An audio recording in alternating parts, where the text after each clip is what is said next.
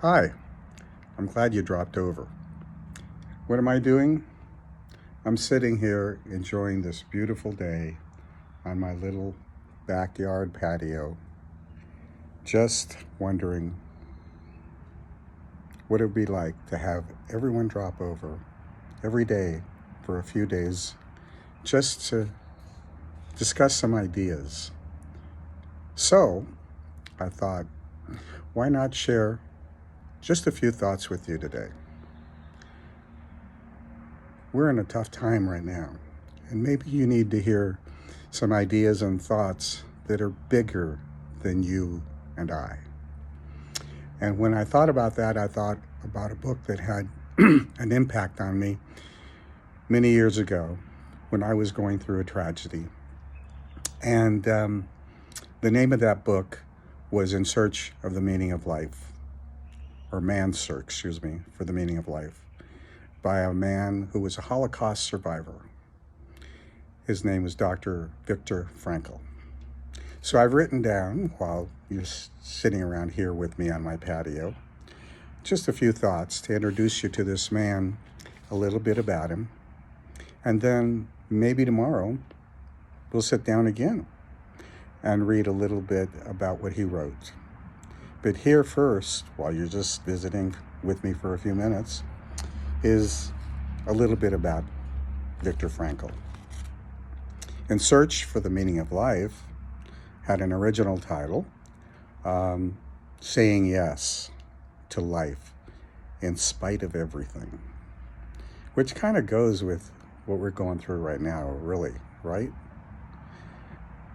In 1939, Victor was the head of the neurology department at the Rothschild Hospital, the only Jewish hospital in Vienna. And in 1942, the American consulate in Vienna informed him that he was eligible for a U.S. immigration visa. He decided to let his visa lapse. He felt he should stay in Vienna for the sake of his aging parents. In 1942, Frankl and his family were arrested and deported. Frankl spent the next 3 years at 4 different concentration camps.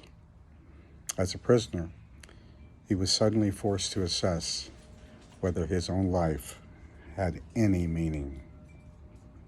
His survival was a combined result of his will to live, his instinct for self-preservation, some generous acts of human decency, and shrewdness. Of course, it also depended upon luck, such as where he happened to be imprisoned, the whims of the guards, and arbitrary decisions about where to line up and who to trust or believe. However, something more was needed to overcome the deprivations and degradations of the camps. Frankl drew constantly upon uniquely human capacities, such as inborn optimism, humor, psychological detachment, brief moments of solitude, inner freedom, and a steely resolve not to give up or commit suicide. He realized that he must try to live for the future. He drew strength from loving thoughts of his wife. Most important, he realized that no matter what happened, he retained the freedom to choose how to respond to his suffering. Most important, or rather, he saw this not merely as an option, but as his and every person's responsibility to choose the way in which they bear their burden. Even when confronted by loss and sadness, Frankl's optimism, his constant affirmation of and exuberance about life, led him to insist that hope and positive energy can turn challenges into triumphs. After his liberation in 1945 from the Turkheim camp, where he nearly died of typhus, Frankl discovered that he was utterly alone. On the first day of his return to Vienna in August of 1945, Frankl learned that his pregnant wife, Tilly, had died of sickness or starvation in the Bergen-Belsen concentration camp.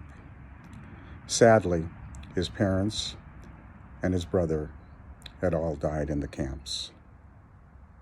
Frankl is credited with establishing logotherapy as a psychiatric technique that uses existential analysis to help his patients resolve their emotional conflicts. His approach to psychotherapy stressed the importance of helping people to reach new heights of personal meaning through self-transcendence. The application of positive effort, technique, acceptance of limitations, and wise decisions.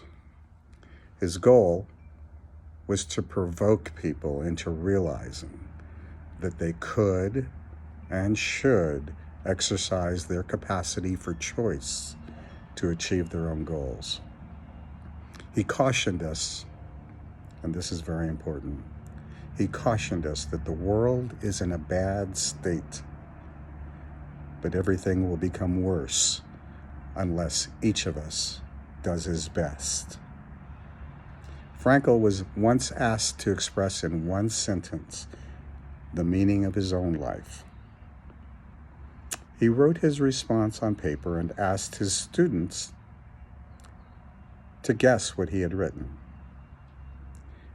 After some moments of quiet reflection, a student surprised Frankl by saying, "The meaning of your life is to help others find the meaning in theirs." That was it exactly, Frankl said. Those are the very words I had written. So, thanks for dropping by. And I know you have to go right now, but I hope you'll come back tomorrow. And we'll discuss some of these ideas and how to make the best of everything during the worst of these times. Ta-ta. Have a great day.